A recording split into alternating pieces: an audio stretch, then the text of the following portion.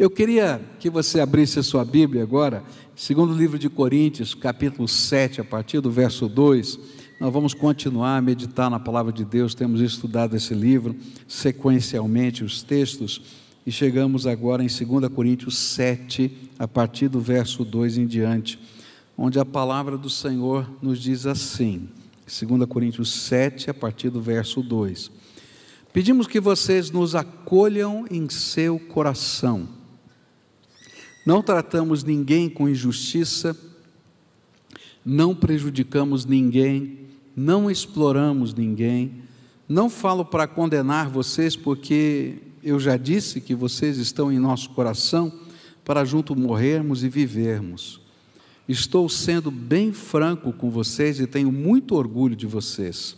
Sinto-me grandemente confortado e transbordo de alegria em meio a toda a nossa tribulação.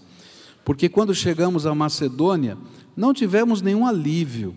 Pelo contrário, em tudo fomos atribulados, lutas por fora, temores por dentro. Porém, Deus, que consola os abatidos, nos consolou com a chegada de Tito.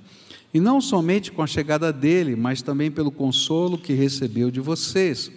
E ele nos falou da saudade, do pranto, do zelo que vocês têm por mim, aumentando assim a minha alegria. Porque mesmo que eu tenha entristecido vocês com a minha carta, não me arrependo, embora já tenha me arrependido, pois vi que aquela carta os deixou tristes, ainda que por breve tempo. Mas agora me alegro, não porque vocês ficaram tristes, mas porque essa tristeza os levou ao arrependimento. Pois vocês foram entristecidos segundo Deus, para que de nossa parte não sofresse nenhum dano. Porque a tristeza segundo Deus produz arrependimento para a salvação, que a ninguém traz pesar. Mas a tristeza do mundo produz morte. Vejam quanto cuidado produziu em vocês o fato de serem entristecidos segundo Deus. Que defesa, que indignação, que temor, que saudade, que zelo, que desejo de punir o culpado. Em tudo vocês se mostraram inocentes nesse assunto. Portanto, embora eu tenha escrito aquela carta, não foi por causa daquele que fez o mal, nem por causa daquele que sofreu a afronta, mas para que fosse manifesto entre vocês, diante de Deus, o cuidado que vocês têm por nós. Por isso que nos sentimos consolados, e acima desta nossa consolação, muito mais nos alegramos pelo contentamento de Tito, porque todos vocês trouxeram refrigério ao espírito dele. Porque se falei a ele com certo orgulho a respeito de vocês, não fiquei envergonhado. Pelo contrário, como tudo que falamos a vocês era verdade, também os elogios que na presença de Tito fizemos a respeito de vocês se mostraram verdadeiros. E o grande afeto que ele tem por vocês aumenta cada vez mais, quando ele se lembra da obediência de todos vocês, de como receberam com temor e tremor. Alegro-me porque em tudo posso confiar em vocês. Querido Senhor, ajuda-nos nessa hora e aplica a Tua palavra ao nosso coração. É aquilo que oramos em nome de Jesus. Amém. Nós temos estudado o livro segundo livro de Coríntios, e esse texto tem a ver com aquilo que Paulo está falando em 2 Coríntios 2, a partir do verso 12. Esses dois textos se completam entre si. E é por isso que eu vou ter que relembrar a você o que tinha acontecido no passado. Primeiro, lembrar que essa carta foi fruto, da presença de alguns obreiros que vieram de Jerusalém até Corinto. E ali começaram a ensinar uma doutrina diferente com relação ao cristianismo. Essa doutrina ensinava que antes da pessoa se converter a Jesus, ela precisava se transformar num judeu, se converter ao judaísmo, para depois se transformar um cristão, passar pela circuncisão, cumprir todas as leis judaicas e assim por diante. Era uma mensagem judaizante. E para poder desmontar o que estava montado lá em Corinto, uma igreja que tinha sido plantada pelo apóstolo Paulo com a pregação do Evangelho, eles começaram a denegrir a imagem de Paulo, e isso gerou muito dissabor, não é? e falavam mal dele com relação à doutrina, falavam mal como apóstolo, porque ele não tinha as credenciais de Jerusalém e assim por diante. Para tentar remediar a situação, Paulo foi lá uma vez visitar essa igreja, e essa visita não foi muito bem, as coisas não terminaram bem. Depois disso, ele mandou uma carta firme, dura, reafirmando a doutrina, o que estava acontecendo e fazendo algumas denúncias. Depois disso, ele mandou Tito, que iria passar um tempo maior lá naquela igreja como um pastor, ajudando aquela igreja. E desde que Tito estava lá, Paulo estava ansioso por notícias de como estava sendo a visita de Tito lá. Naquele tempo não tinha meios de comunicação como nós temos hoje, então ele tinha que esperar uma carta, alguém, um missário que chegasse, ou Tito voltasse. E como estava demorando, Paulo estava trabalhando em Troade, ele não conseguiu permanecer em Troade, e ele começa então a fazer o caminho que Tito faria para encontrá-lo, quem sabe no meio do caminho. E quando ele escreve agora o capítulo 7, ele encontra realmente Tito no meio do caminho, em algum lugar da Macedônia. E nesse contexto, por causa do encontro de Tito, ele começa a escrever esse texto celebrando os resultados daquela restauração que estava havendo, que tinha ocorrido com Paulo lá na igreja de Corinto, por causa do ministério de Tito. E aqui nesse texto, Paulo vai falar sobre um assunto tremendo. Ele vai falar, o assunto desse texto é acolhimento. Acolhimento. E nesse contexto, eu queria olhar para esse texto aqui, nessa perspectiva, e tentar aprender com Paulo, com Tito, com a igreja de Corinto, com todo esse problema, algumas lições de acolhimento que a Bíblia nos revela. A primeira lição de acolhimento que eu vou aprender aqui tem a ver com a importância do acolhimento. Por que acolhimento é tão importante? Isso a gente logo vai ver no versículo 2, logo na primeira parte que a gente leu, onde a Bíblia diz assim: pedimos que vocês nos acolham em seu coração. E Paulo começa esse parágrafo fazendo um apelo que os coríntios pudessem acolher Paulo nos seus corações. O que é acolhimento? Qual é o sentido dessa palavra? A gente vai entender um pouquinho o sentido dessa palavra no capítulo 6 de 2 Coríntios, versículos 11 e 12, onde Paulo vai dizer assim: ó Coríntios, temos falado com toda a franqueza e estamos de coração aberto para com vocês. Essa expressão, coração aberto para com vocês. Depois ele vai continuar: nosso afeto por vocês não tem limites, vocês é que estão limitados em seu afeto por nós. Essa expressão, coração aberto para vocês, na linguagem aqui grega, quer dizer coração enlarguecido, coração aumentado. Esse aqui é o sentido dessa palavra. Acolher, segundo a Bíblia, é ter o coração grande o suficiente para abrigar o outro em qualquer situação, apesar de tudo.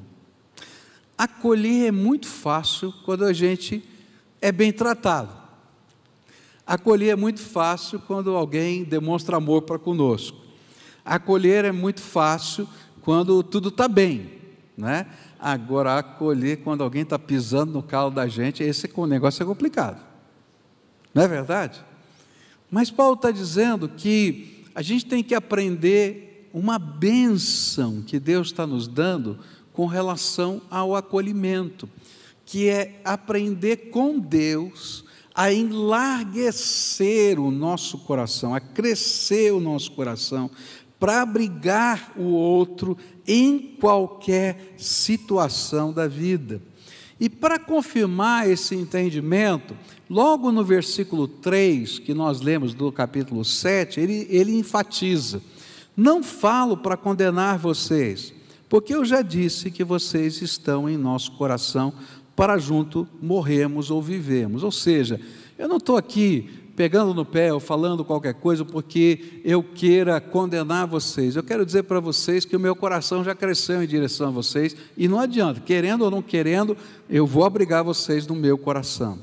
E esse era o sentimento de Paulo. Paulo tinha esse sentimento para com as pessoas com quem ele partilhava o privilégio da vida eterna. Lá em Filipenses 1,7 ele vai dizer assim: aliás, é justo que eu assim pense de todos vocês, porque os trago no coração, seja nas minhas algemas, seja na defesa e confirmação do Evangelho, pois todos vocês são participantes da graça comigo. Por que Paulo conseguia acolher? Porque ele entendia que essa era uma ação do Espírito na vida dele. Acolhimento é algo de Deus em nós. A nossa tendência não é acolher, a nossa tendência é construir muros, a nossa tendência é dizer, fica aí no teu cantinho que eu fico no meu, mas a tendência de Deus é ensinar-nos o acolhimento, e quando eu olho para isso, eu vou descobrir o valor desse conceito, e vou entender aqui que todos nós precisamos nos sentir amados, que todos nós precisamos nos sentir importantes, não por aquilo que fazemos, mas simplesmente porque existimos, que todos nós precisamos pertencer, e é isso que Paulo está tentando ensinar para a gente nesse aspecto do acolhimento. E eu queria começar olhando para o valor do acolhimento, pensando em Deus. Olha que coisa tremenda que Deus nos ensina na obra da salvação. Se a gente olhar do ponto de vista humano, né, eu sou pecador, você é pecador, e por causa dos nossos pecados, eu mereço o inferno. É isso que a Bíblia diz. Mas Deus enlargueceu o seu coração de tal maneira que mandou o seu Filho unigênito morrer na cruz do Calvário por nós, para que eu e você pudéssemos ser salvos. Deus nos acolheu na sua graça. E quando Ele faz um apelo para que nós nos aproximemos dEle, é que o acolhimento dEle tem que ser acolhido também por nós. E nós precisamos receber esse acolhimento de Deus pela fé em Cristo Jesus, e é no acolhimento que é a salvação.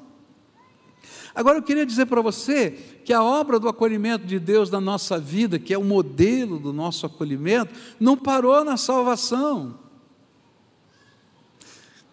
Eu acho que até a salvação, esse ato tremendo de Deus, maravilhoso, a gente às vezes até se conforma com ele, né? Mas eu queria que você pensasse no acolhimento de Deus, quando apesar de salvo, apesar de ter tido comunhão com Ele, você pisa na bola, e faz coisa errada, e se afasta do Senhor,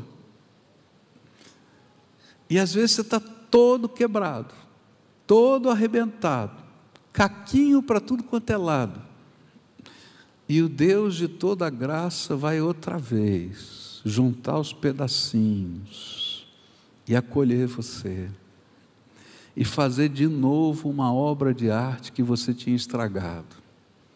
E aí Ele vai trabalhar outra vez a transformação, o perdão, o acolhimento, a recolocação da tua vida.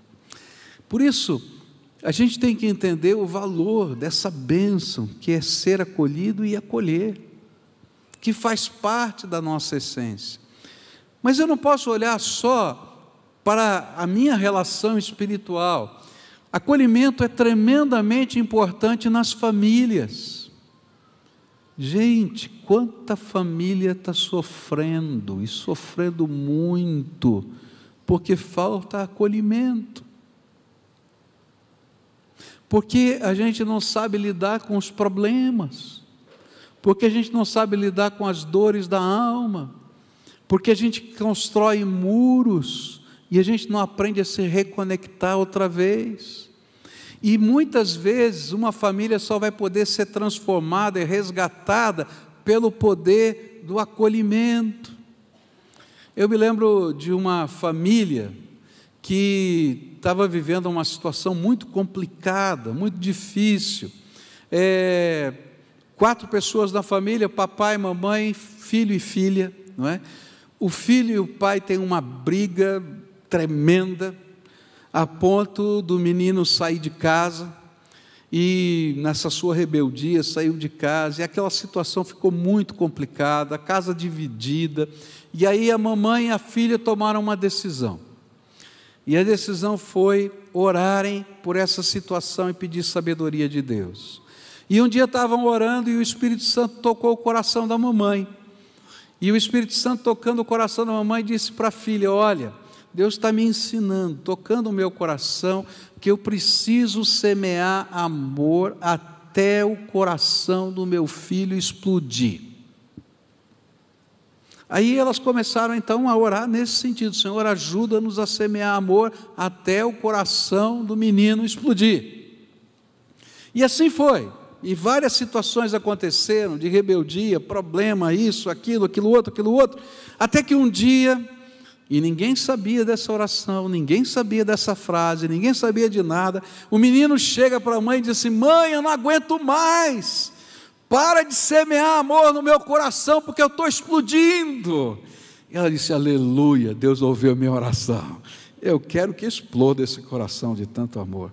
E aí começa toda uma obra de restauração, porque, queridos, muitas vezes a gente só vai construir os relacionamentos da nossa casa se a gente aprender a acolher como Deus tem feito para conosco.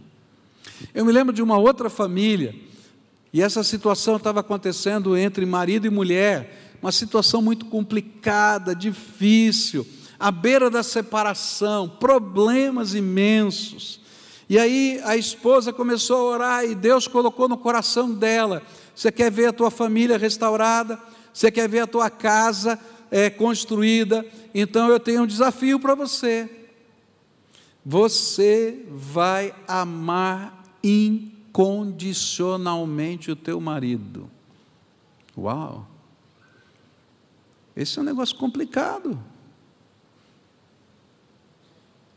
E ela assumiu esse compromisso com Deus: eu vou amar incondicionalmente o meu marido. E aquele homem estúpido, homem grosso, homem machista, complicado, Deus começou uma obra de trabalho na vida dele, começou a quebrar tudo, destruir tudo na vida dele. Ele não tinha, o cara tinha uma posição, tinha uma profissão, tinha tudo, perdeu tudo, tinha que morar de favor em um lugar, porque não tinha mais nada, se arrebentou completamente. Deus teve que fazer falir o orgulho dele, e sabe a única coisa que ficou? O amor daquela esposa. E foi no meio desse contexto que Deus salvou aquele homem, transformou aquela casa, e hoje eles dão testemunhos em vários encontros de casais, falando do amor incondicional e transformador. Esse é o poder do acolhimento, o acolhimento que transforma, que mexe com a nossa vida, que começa em Deus, e que faz o nosso coração enlarguecer para receber o outro, e para ser instrumento de Deus nesse processo. Agora, eu e você não conseguimos viver esse tipo de acolhimento se não for pela graça de Deus. Deus precisa trabalhar essa graça na minha vida, isso ser um movimento do Espírito Santo no meu coração. Por quê?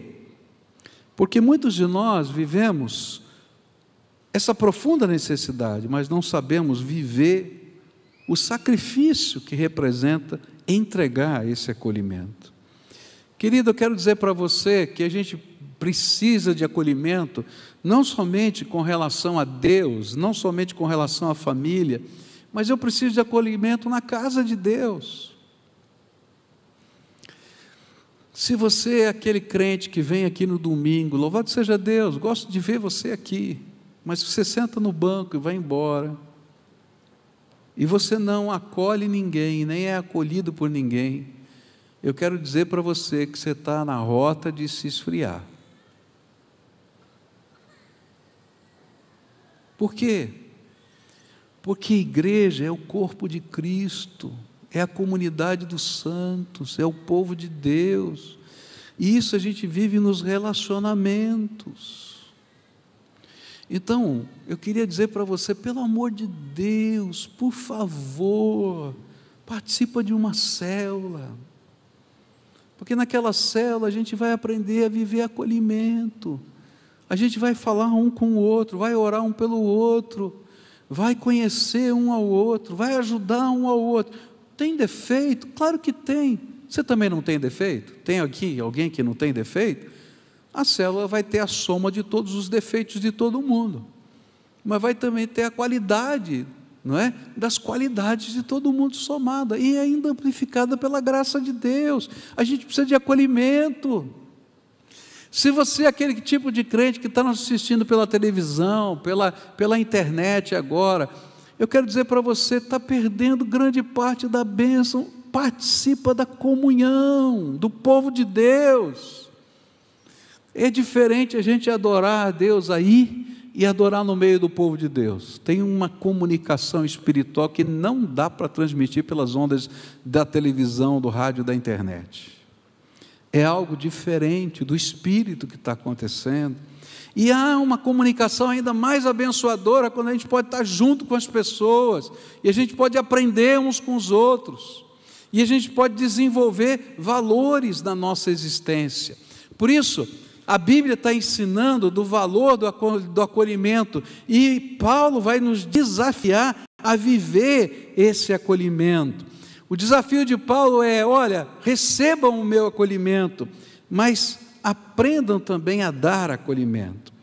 Na segunda parte desse texto, ele vai continuar ensinando a gente sobre acolhimento, e ele vai desenvolver agora várias ações que fazem parte do acolhimento. E a próxima ação, a primeira ação que está aqui, tem a ver com tudo isso que a gente está falando. Acolhimento se vive através do contato pessoal. E é por isso que Paulo insistiu com a igreja de Corinto. Ele foi lá visitar, ele mandou a carta, depois ele mandou Tito ficar lá meses cuidando deles. Por quê? Porque acolhimento não se faz sem contato pessoal. É preciso estar junto. E Paulo vai dizer assim, no versículo 6 do nosso texto: porém, Deus, que conforta os abatidos, nos consolou com a chegada de Tito. E aí, ele estava lá trabalhando o acolhimento para com eles, mas quando Tito chegou, e ele recebeu o acolhimento dos coríntios, ele disse: que coisa boa, fez bem para a minha alma. E a gente vai aprender com isso que não importa quantos amigos você tenha no Facebook, às vezes você tem centenas de amigos no Facebook, milhares de amigos no Facebook, mas você vai contar na palma da sua mão, às vezes, quem são os seus amigos de fato. Quem são os seus amigos de verdade? Comece a contar, não é? Talvez você encha 2 mãos, não mais que isso. E o interessante é que todos os outros que estão no Facebook podem desaparecer amanhã, mas esses que estão na palma da sua mão, se desaparecerem, vão fazer um buraco na tua vida. E é disso que a Bíblia está falando. A Bíblia está falando de que a gente precisa de pessoas, e pessoas precisam de pessoas, e pessoas cheias da graça de Deus fazem obras tremendas do amor de Deus na vida de pessoas. Nós precisamos desse contato pessoal que revela a importância que damos às pessoas e não apenas aos assuntos que nós estamos tratando, porque essas pessoas precisam estar conectadas a nós. E a Bíblia vai nos ensinar que nós temos uma missão divina para com pessoas. Eu quero dizer para você que é nesse contato pessoal que os valores são formados dentro de nós. Eu estava lendo ontem à noite um livro que dizia que a identidade de uma pessoa é formada de 1 a 7 anos de idade. A identidade. E eu fico pensando se nós não temos tantas crises de identidade no mundo de hoje, porque nessa fase tão importante da vida, às vezes não tem contato tão profundo pela própria dinâmica de vida de pais e filhos. E a gente acaba terceirizando aquilo que é a formação de valores. Os valores são formados ali. Eu me lembro quando foi o momento que eu tomei gosto pelos estudos. Eu amo estudar, mas eu me lembro quando foi que o amor a estudar foi gerado dentro de mim. Eu fui alfabetizado naquele sistema antigo da cartilha. Quem foi alfabetizado com cartilha aqui? Levanta a mão. Tem alguns da minha geração aí, né? Não, alguns não, são mais novos aí, tá? Bom, no sistema da cartilha, você lembra, a gente ia aprendendo os fonemas, né? E a gente ia caminhando com os fonemas, cada página praticamente da cartilha tinha a ver com o fonema, e você ia trabalhando. E na minha escola, cada aluno estava, ele seguia a cartilha conforme a sua capacidade. Então tinha alguns que estavam mais à frente, e tinha alguns que ficavam mais para trás. E eu não era o melhor aluno na cartilha. Tinha um cidadão lá, meu colega, que aquele estava lá no top. E aí um dia eu estava conversando com meu pai e se fazia, naquele tempo, uma disputa, uma concorrência entre os alunos, quem era o primeiro, quem não era e tal, e eu não era. E aí eu disse para o meu pai, olha, tem um cara lá que é muito bom, eu não sou tão bom assim e tal, etc. Eu falei, não, meu pai disse para mim, não, eu vou te ajudar, você vai passar aquele menino. Ah, eu vou. E aí toda noite eu dizia para o meu pai onde o menino estava, e o meu pai ia lá e começava a trabalhar comigo e corria, e eu estava atrasado, e eu fui conseguindo passar para frente, até o dia que eu passei o menino.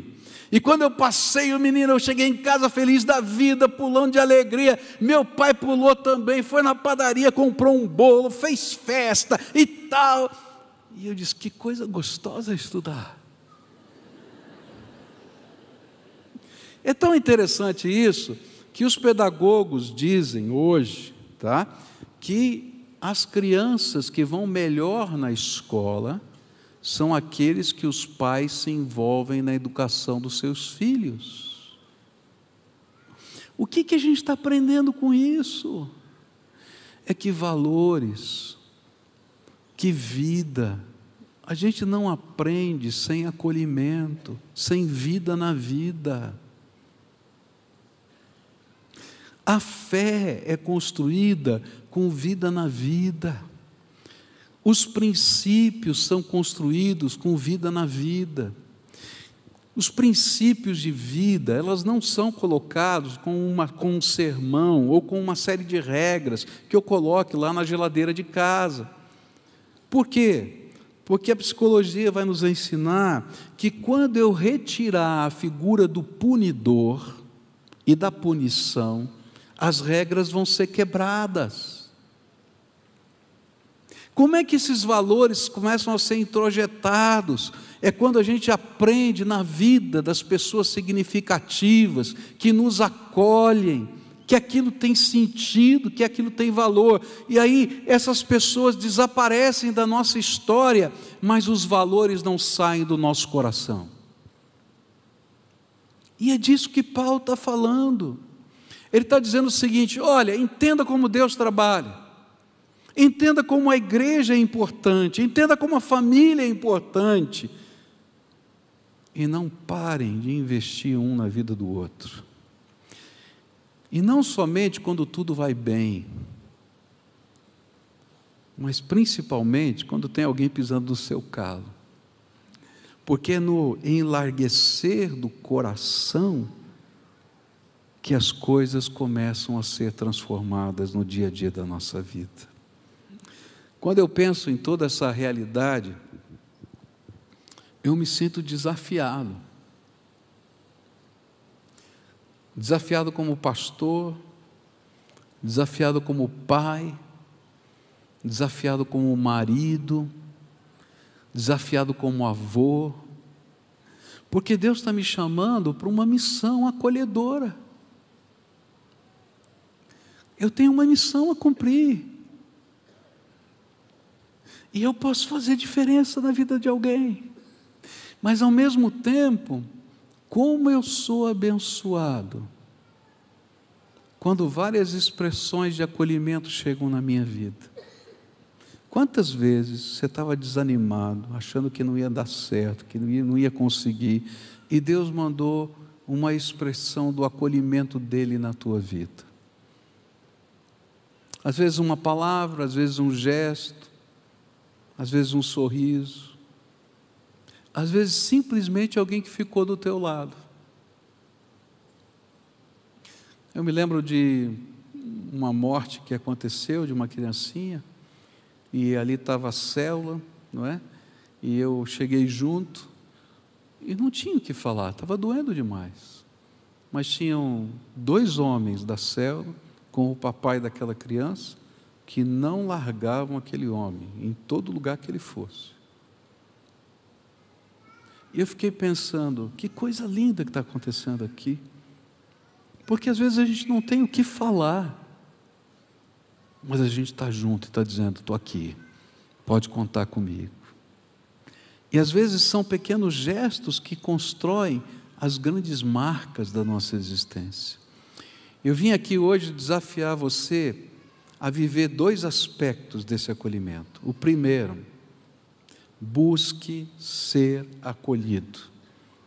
E é por isso que a Bíblia vai falar que Paulo pede aos coríntios, por favor, me acolham nos seus corações. Segundo, sejam instrumentos do acolhimento de Deus na vida de pessoas. E sabe, uma grande tentação que a gente sofre e que a gente tem que aprender a lidar com ela, é de imaginar que os problemas se resolvem se a gente ficar quieto, simplesmente fizer de conta que não aconteceu. Tem muito casal que vive uma vida medíocre de casamento, porque acontecem problemas dentro do casamento, e eles simplesmente fazem de conta que não aconteceu nada. Vão ficar quietos de um lado do outro, passa o tempo, aí fazem de conta que nada aconteceu. Só que no primeiro problema que surgir de novo, todos os defuntos ressuscitam e a vida vira uma tragédia. E muitos se separam em algum momento da vida, porque não aprenderam a acolher no sentido de lidar com as questões da vida. Há muito na questão de educação dos filhos, de relacionamentos entre pessoas significativas, porque a gente imagina que se a gente deixar para lá, tudo vai dar certo. Não, queridos, as pessoas precisam da gente e se sentirem importantes, porque quando a gente faz de conta de que nada aconteceu, a gente não demonstra acolhimento, a gente demonstra indiferença. E se tem uma coisa que dói, é quando as pessoas se sentem indiferentes para conosco. O que a Bíblia está nos desafiando é viver algo diferente, é a gente acolher as pessoas, a gente lidar com as questões, a gente crescer no amor, enlarguecer o coração em direção às pessoas.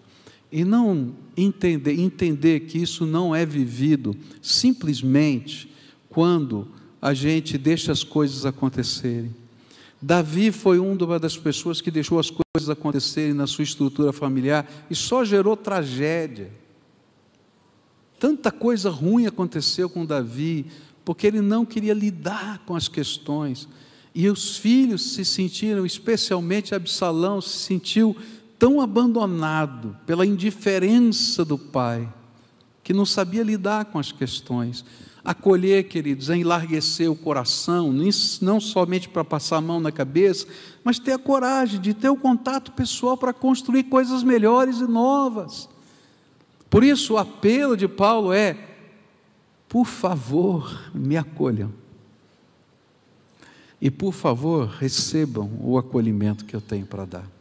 Hoje à noite eu vou continuar esse estudo e vou continuar falando sobre outras facetas, outras maneiras que a gente pode acolher. E a gente vai tratar muita coisa profunda. A gente vai falar sobre perdão, a gente vai falar sobre restauração, a gente vai falar sobre tanta coisa linda que faz parte do acolhimento. Mas agora de manhã, eu queria orar com você, como a gente sempre faz todos os cultos. E nesse culto eu não vou convidar ninguém aqui na frente não, porque essa mensagem é para mim e para você. Não tem ninguém aqui que está fora desse negócio. Essa é uma mensagem para todos nós. Você está vivo? Então a mensagem é para você, meu filho. É verdade, eu não estou brincando. E eu queria que nessa manhã a gente ouvisse a voz do Espírito para pensar: de quem eu tenho que buscar acolhimento? E talvez nessa busca de acolhimento eu vou ter que pedir perdão,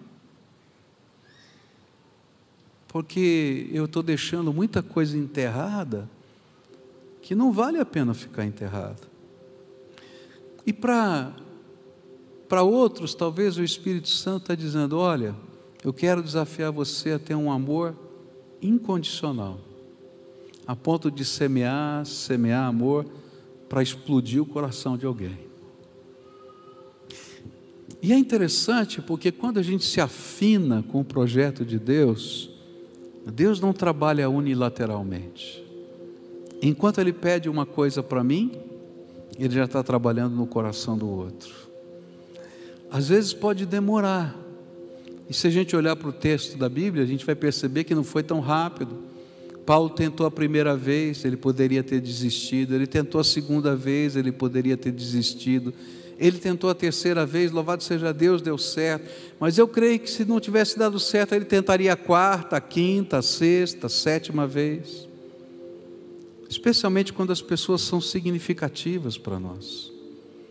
A gente não pode desistir de gente que é importante para nós. E a gente tem que investir o nosso coração nisso. Se você não se sente capaz, e eu não me sinto tantas vezes capaz, eu tenho que olhar para cima, para aquele que é o autor e consumador da minha fé, e buscar a unção de Deus e o acolhimento de Deus para mim. E olha, quando Deus derrama o seu Espírito sobre nós, e Ele reveste a nossa vida da sua graça, cada tempo que a gente está no processo de espera, se transforma num movimento da graça de Deus na nossa vida. E ao invés de não perceber a esperança, a gente vê o poder daquilo que Deus pode fazer. Eu me lembro de Abraão conversando, não é, com um emissário de Deus, e o emissário de Deus vinha dizer para ele: olha, você vai fazer 100 anos e chegou a hora de você ter um filho, de Sara. Ele já tinha um filho com a escrava, Agar. E ele pensa consigo mesmo: já tenho 100 anos, não vai dar certo mais. A minha mulher já entrou na menopausa, não tem mais menstruação, não vai dar mais certo. Ele pensou, só pensou. E então ele faz uma oração: Senhor, por que o Senhor não abençoa Ismael, o meu filho? E aí Deus diz: ok, eu vou abençoar Ismael, teu filho, mas eu vou te dar um filho de Sara, que eu te prometi há 25 anos atrás. E aí ele diz assim: você está preocupado por causa da sua idade? Você está preocupado por tudo isso?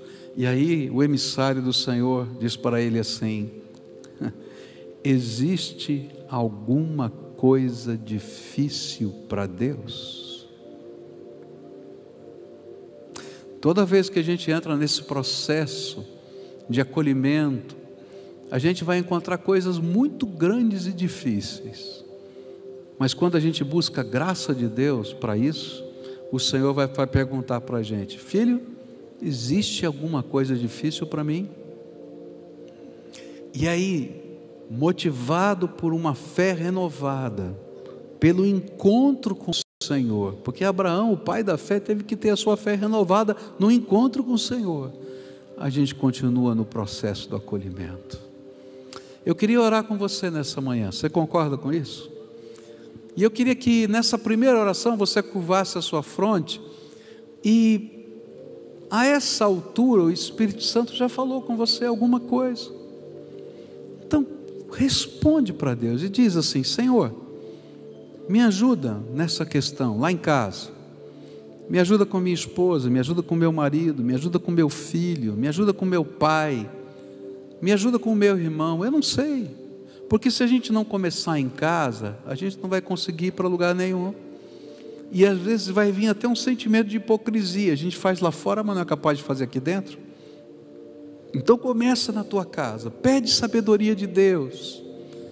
Como o teu coração pode ser enlarguecido, como esse amor pode ser incondicional, como você pode instrumentalizar essas coisas.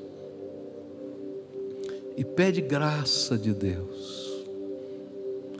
Se você está se sentindo vazio para isso, bate na porta do céu, que o Deus Todo-Poderoso quer te visitar e te acolher hoje. Em nome de Jesus Ele vai fazer isso.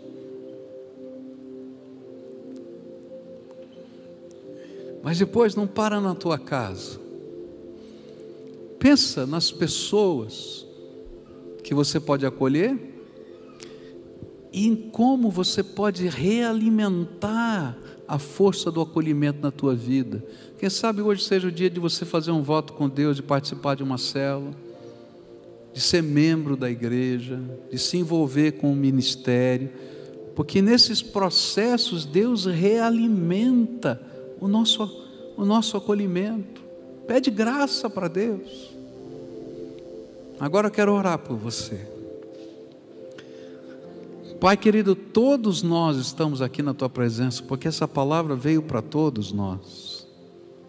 E eu quero te pedir em nome de Jesus, não abre só a nossa mente, mas abre o nosso coração.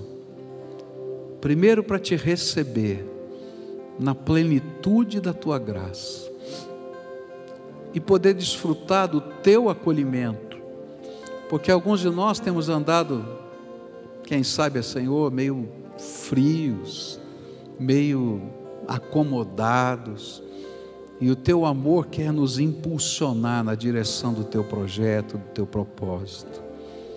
Mas Senhor, eu quero te pedir também, abençoa as famílias que estão aqui. A gente vive num mundo de tantos amigos, mas que não tem quase significância nenhuma dentro da nossa alma. E eu quero te pedir, Pai, ensina-nos a acolher pessoas e sermos acolhidos por elas. Comece em casa, Pai. Pai, eu quero te pedir que haja conversão de pais para filhos e de filhos para pais. Que haja conversão de marido para mulher e de mulher para marido. Eu quero te pedir, Senhor, que haja restauração em casamentos. Eu quero te pedir, Senhor, que pais, mães possam entender que nessa primeira fase, até os 7 anos da vida, a gente tem que investir tudo, porque a identidade está sendo formada, a identidade de personalidade, de sexualidade, e a gente vive hoje tanta gente perdida, Pai. Ajuda-nos a sermos instrumentos do Senhor. Pai, ajuda-nos, Senhor, a amar e a sermos amados. Na missão, dá-nos graça, em nome de Jesus. É aquilo que eu oro, Pai, pedindo o teu amor e o teu poder. Amém e amém. Eu sei que eu estou com o meu horário estourado, mas enquanto eu estava orando aqui, Deus tocou o meu coração para fazer uma coisa que quase nunca eu faço aqui, tá? Mas hoje Deus tocou o meu coração para fazer. E eu vou fazer porque o Espírito está me mandando. Você tenha paciência comigo um pouquinho, tá bom? O que Deus tocou no meu coração é que talvez estejam aqui alguns casais que precisam renovar seus votos diante de Deus. Lá no passado você fez um voto no casamento. E hoje o Espírito Santo está dizendo para você, renova o seu voto para amar incondicionalmente, para reconstruir, para começar de novo, para buscar algo melhor na tua vida conjugal. E eu quero orar por essas famílias, por esses casais, nesse espírito de acolhimento e renovação. Não importa quantos anos de vida conjugal você tenha, você não aprendeu tudo, você não sabe tudo. Se você acha que sabe tudo, então você está perdido, porque a gente precisa aprender cada dia, porque a dinâmica da vida é tão grande, que se a gente não aprender cada dia, a gente vai cair no meio do caminho. Será que tem algum casal que o Espírito Santo está falando assim? Vem para cá, eu quero orar, pedir a bênção de Deus nessa renovação de votos. Vem para cá, em nome de Jesus. Só se o Espírito Santo tocou o seu coração. Se você está ouvindo a voz do Espírito, então venha, pode vir, tá? Eu quero orar por essas famílias, para que haja conserto, para que haja acerto, para que haja renovação, para que haja construção dessa família, que haja um mover de Deus aí de alguma maneira. Eu não conheço as necessidades, eu só estou obedecendo o que o Espírito Santo me mandou fazer aqui. E o interessante é que Ele mandou fazer nesse culto, no outro culto Ele não mandou, só mandou nesse, é porque você estava aqui, Ele tinha alguma coisa com você, tá? E a gente vai estar orando juntos. Isso, coisa linda, não é? Amém. Nós vamos fazer um exercício aqui, tá? E esse exercício a gente vai fazer. Tem algumas pessoas que estão sozinhas, que o marido não está aqui ou a esposa não está aqui, tá? Mas estão aqui para renovar o voto. Louvado seja Deus, tá? Você participa comigo do mesmo jeito, tá bom? Eu quero que você faça isso, porque essa é uma coisa da sua alma. Você está dizendo, não importa, incondicionalmente eu vou estar renovando isso aqui, vou buscar a graça de Deus, tá? E a gente vai fazer juntos aqui. Mas se você está junto agora, tá? Tem alguma área específica que Deus tocou o seu coração, tá? Não dá para você fazer um discurso agora, mas você vai provocar a conversa. E eu estou fazendo de propósito, tá? Porque se isso aqui ficar só aqui, não vai resolver. A gente tem que trabalhar esse processo com a graça de Deus. Então, o marido vai começar e vai falar para a esposa, tá? E a esposa depois vai falar do que está no coração dela. O que o Espírito Santo de Deus tocou no seu coração, que você quer renovar como um compromisso incondicional, e que vai tratar, que vocês vão trabalhar juntos, que Deus vai dar graça para trabalharem juntos, tá? E aí você vai olhar olho no olho, tá? E vai falar isso para essa pessoa. Se não está no teu coração, você faz esse voto com Deus. Tem aqui algumas pessoas sozinhas. No teu coração você diz, Senhor, eu estou fazendo esse compromisso com o Senhor. Meu marido não está aqui, minha esposa não está aqui, mas eu vou renovar esse voto nesse sentido, tá? E Deus vai te dar em algum momento oportunidade para você, de uma forma amorosa, fazer essa renovação com essa pessoa amada, tá bom? Então fala agora, olha no olho, tá? E fala, tá? Deus está tocando o meu coração, tocou o meu coração para eu renovar com você, não é? Algumas coisas que são importantes. Fala, não é?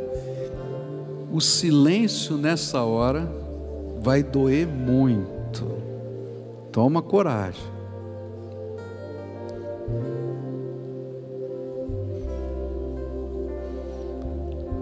Agora é hora se foi o esposo que falou, agora é hora da esposa. Se foi a esposa que falou, agora é hora do esposo. E vocês vão fazer isso também. Qual é a resposta? Tá? Não fique em silêncio, por favor, não fique em silêncio. O silêncio agora vai doer demais. Agora é hora de toque, de palavra, de renovação, de compromisso, de lembrança, de coisas lindas e bonitas que vocês já escreveram, que vocês já fizeram, de construir alguma coisa nova. É hora de elogio,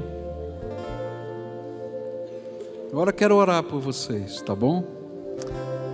Querido Senhor, esses teus filhos estão aqui, e tu conheces o que vai no coração deles, as coisas boas e as coisas ruins, as dificuldades e as facilidades, as marcas boas e as marcas que sangram ainda. E eu quero te pedir em nome de Jesus, vem com o teu Espírito Santo agora e faz aquilo que o homem não consegue fazer, que a mente não consegue produzir, que até as intenções e o coração do amor humano não conseguem realizar.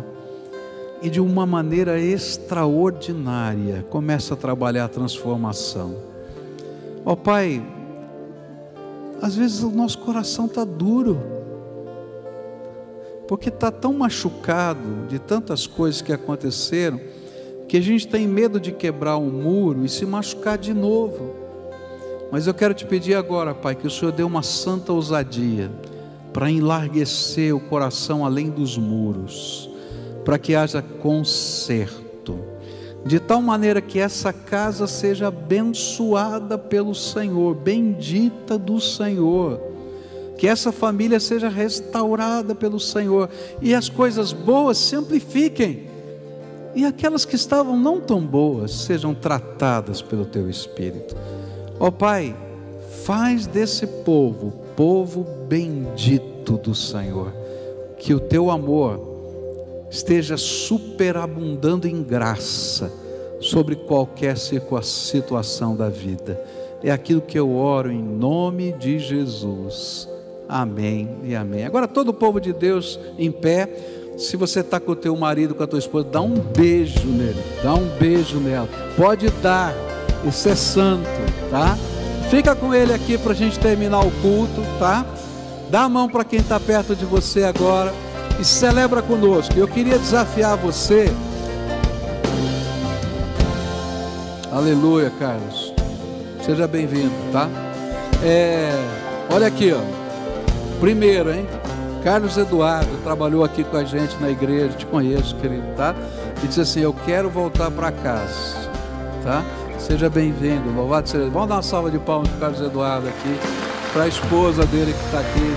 Deus te abençoe, tá, querido? Vamos conversar, estou aqui, tá? Hoje à noite eu queria desafiar você para estar conosco. Tem tanta coisa linda sobre acolhimento que eu vou falar hoje à noite, nesse processo de Deus. Não perde essa bênção não, que vai ser uma bênção para a sua casa, para a sua família. Traz a família toda. Você já viu como vai ser o tom da mensagem, né? Traz a família toda, se for possível, tá? Vocês vão ser abençoados, eu tenho certeza, porque Deus preparou algo muito especial para nós hoje, tá bom? Que Deus abençoe, adore ao Senhor conosco.